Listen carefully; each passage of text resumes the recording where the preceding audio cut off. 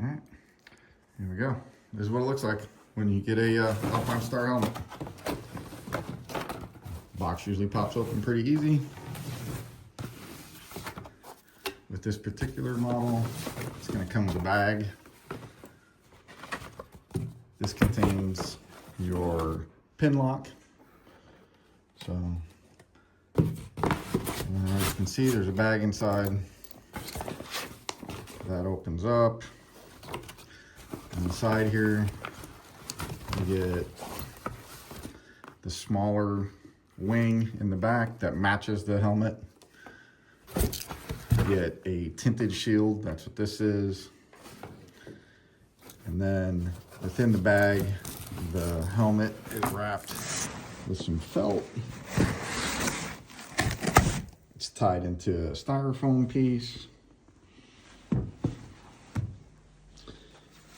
And initially I wasn't going to get this helmet because I thought it was black. But then found out that it was actually blue and it's a matte finish.